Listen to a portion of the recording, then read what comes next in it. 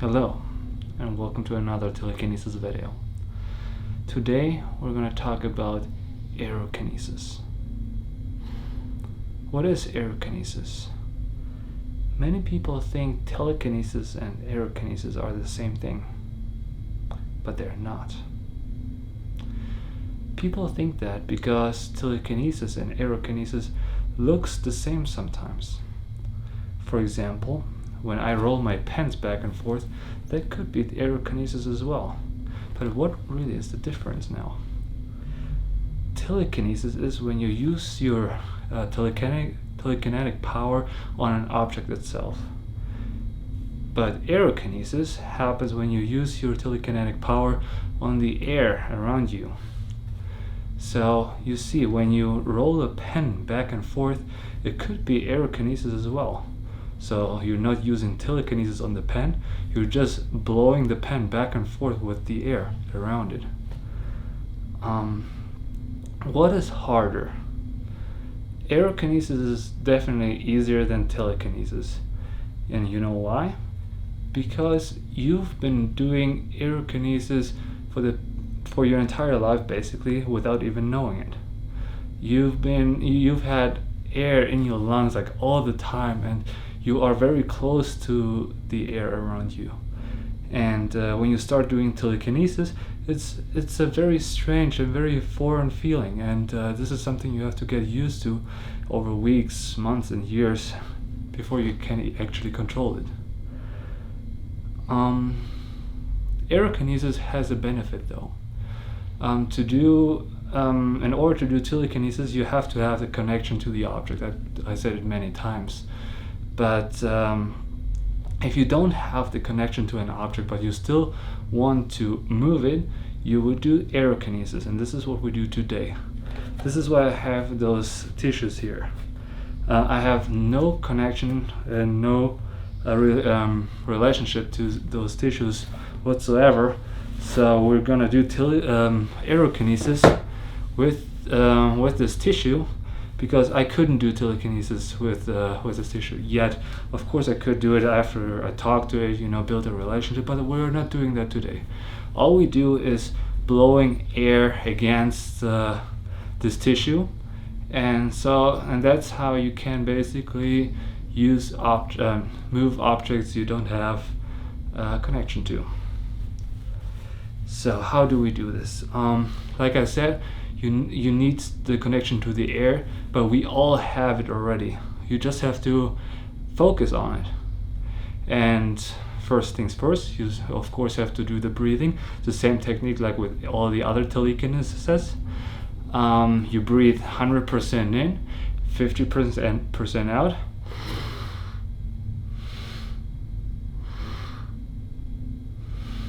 You continue doing that for a while, and while you do this, you just focus on the air around you. And you just have to visualize to bring all the air onto one spot.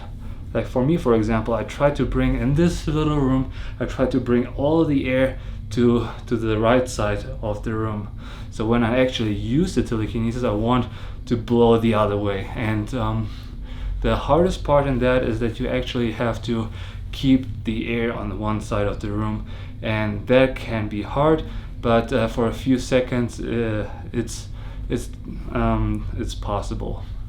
So I'm gonna do this for a second, and I'm gonna do the breathing, and I'm gonna focus on the air for a second, and let me do this for a second.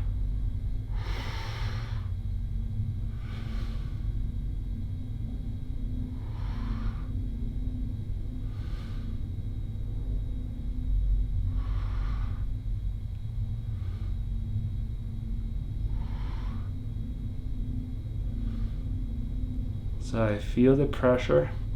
The air is on this side of the room right now. I can feel it.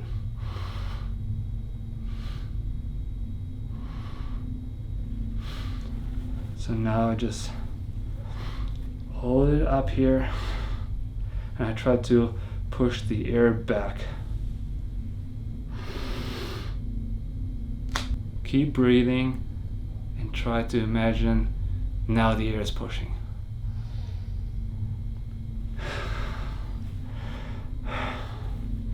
yeah, this is how it works. And that way you can really have very strong powers. Like you can really blow a lot of material in the same time. It's different with telekinesis. With telekinesis, you only can move so many objects, but with aerokinesis, it's almost infinite. But it is very hard to have a very strong amount of wind blowing to have the control over it. But yeah, now I'm gonna show you what else you can do with aerokinesis. Just hold on for a second. I forgot something to say. The beautiful thing about aerokinesis is also that you can practice it anywhere. You don't have to have an object to practice on. It doesn't matter where you are. Just start meditating, start focusing, start breathing, and try to move the air around you.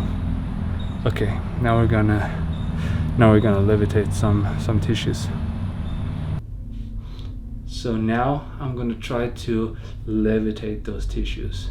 For that, again, I have to focus on the air around me and bring it very low to the ground.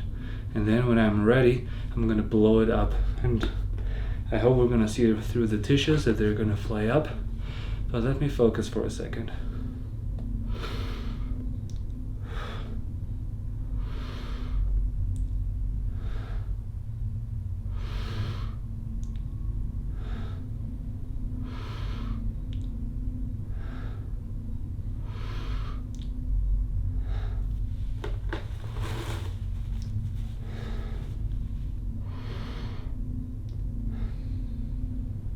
So it's very important that you keep breathing while you do aerokinesis.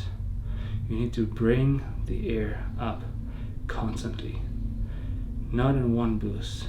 Constantly bring the air up, and this is how you can make things fly.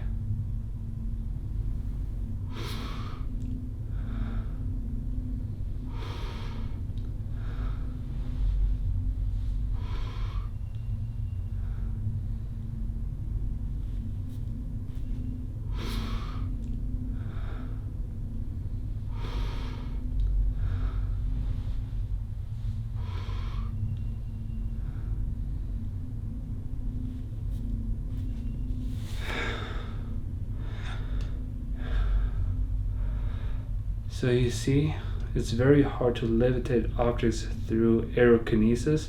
For that, telekinesis is way better. But then again, aerokinesis might be not the best option to have exact control over the object, but to have a little control over multiple objects, that's a very good way. Anyways, if you have any questions, let me know in the comments down below, and see you in the next video.